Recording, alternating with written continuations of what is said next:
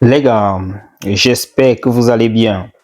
Je m'en vais ainsi vous présenter quelques faits d'actualité sur le plan sportif.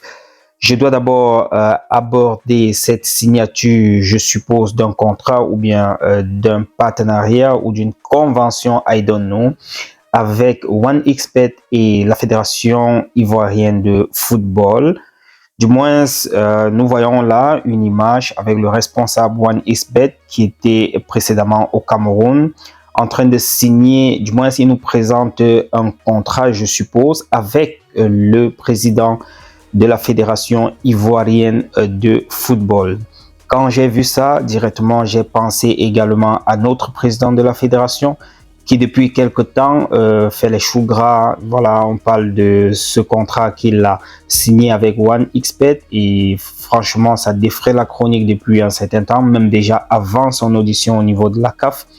Alors, je me suis donc amusé à aller un peu lire les commentaires et voir ce que pensent les Camerounais par rapport à ceci. Quelqu'un dit, faut laisser les sorciers camerounais là comme ça. Parfois, je me dis, le changement aura du mal à se réaliser au Cameroun. Ils auront tous honte à la fin de cette histoire. C'est malheur. Pardon, envoyez encore Djalankwan au Caire. Côte d'Ivoire n'est pas le Cameroun. Voilà. Côte d'Ivoire, Ayoub. La CAF appréciera. Le prochain commentaire, c'est Eto, enfant béni. Après, on va dire code promo Papa Eto. Je dis bien en look seulement. Voilà, c'est ce qu'il a écrit, en look seulement. Tu n'as pas la vidéo des accords verbaux aussi avec les photos des signatures. OneXBet est partout, c'est la forme et le fond des contrats qui est en question. Voilà ce qu'un autre écrit. Normalement, si le pasteur est intelligent, il comprendra ce type de soutien ne vaut pas la peine. Le pasteur, sait bien qu'il s'est mis dans la merde avec son contrat, mais les fanatiques tentent de l'enfoncer. Il a signé pour la Fédération ivoirienne comme le vice-président de la FECAFOOT a signé pour la Fédération camerounaise de football. Le pasteur est OK parce qu'il a signé pour son propre compte, ce qui est interdit par la loi du football. Benzi va pleurer OK avec. Voilà. J'ai parcouru juste quelques commentaires pour voir un peu ce que pensent les Camerounais par rapport à ça. Je dois vous revenir ici avec le jeune Carlos Baleba qui, lors des séances d'entraînement, a vu un jeune fan accourir vers lui. C'est dit que le jeune Carlos Baleba, à sa jeune carrière, a déjà des fans qui rêvent de lui, qui pourront peut-être le prendre comme un modèle. C'est mon interprétation en tout cas de ce que je fais de cette image-ci, où nous voyons des jeunes fans venir vers notre jeune talent. Bref, ça fait du bien de savoir qu'il est aussi adoré de l'autre côté comme ça. En tout cas, bon courage et bonne chance mon jeune frère dans ta carrière. André Onana, il était ce week-end, n'est-ce pas, le week-end dernier, dans son village où il a organisé un tournoi de vacances. À ses côtés, nous avons eu le ministre des Sports qui est également venu et d'autres autorités qui sont venues l'accompagner.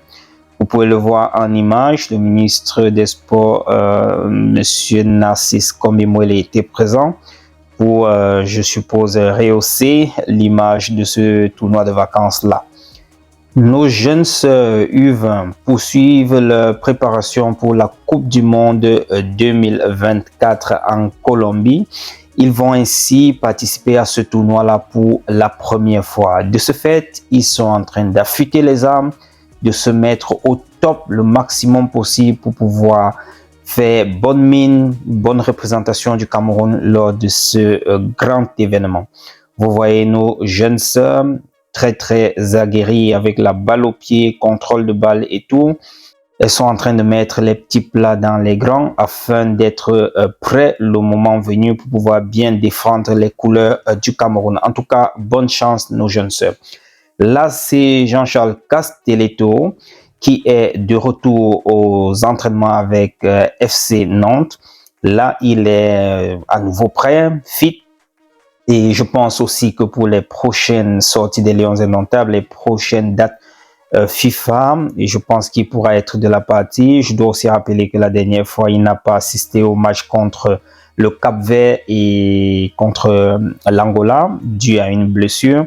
Et il n'a pas donc honoré au regroupement, bien qu'étant au Cameroun en cette période-là. Mais toujours est-il, il est déjà sur pied. Il a repris avec les entraînements comme nous l'attestent ces quelques images que nous avons à l'écran. Alors, pendant ce temps, on nous annonce le président de l'Africa Foot, Samuel Eto'o, de l'autre côté de la France, en pleinte détente avec ses proches. C'était tout, les amis, juste un petit partage de quelques actualités autour du sport. Restez scotchés et je vous reviens très bientôt avec de nouvelles actualités. Entre-temps, André Onana est sur la moto et voilà.